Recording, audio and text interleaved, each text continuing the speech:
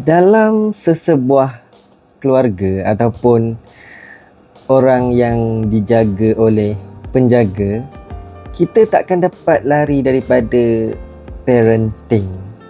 Ada banyak sangat jenis parenting, tapi aku just nak cakap tentang overprotective parenting.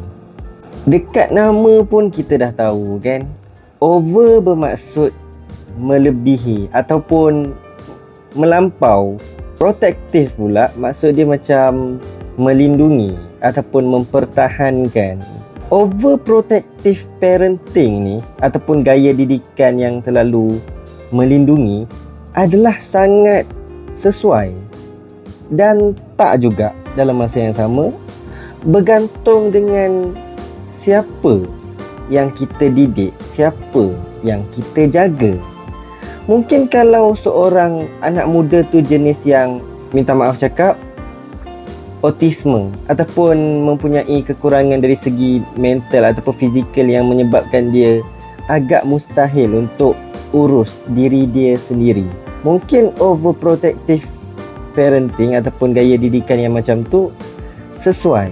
Tapi kalau anak muda yang normal, yang contohnya macam kalau ada kekurangan sekalipun, semua orang ada kekurangan kan, tapi kalau jenis yang normal, yang mempunyai kekurangan yang masih lagi ada harapan, ada peluang untuk urus diri dia sendiri, aku rasa overprotective parenting tak sesuai untuk mereka. Sebab apa? Sebab anak muda yang normal, dia perlukan cabaran, halangan, masalah yang bersifat mengajar kita erti sebab dan akibat. Sebab aku belajar, akibat dia aku akan dapat markah yang baik seperti mana usaha aku. Walaupun usaha tak semestinya menjamin kejayaan kan, tapi dia akan belajar.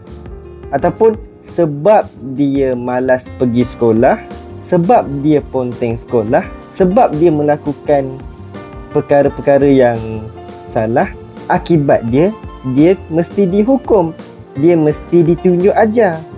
So benda-benda macam tu dia akan mengajak anak muda untuk menjadi lebih berdikari, menjadi lebih matang dalam jangka masa yang panjang.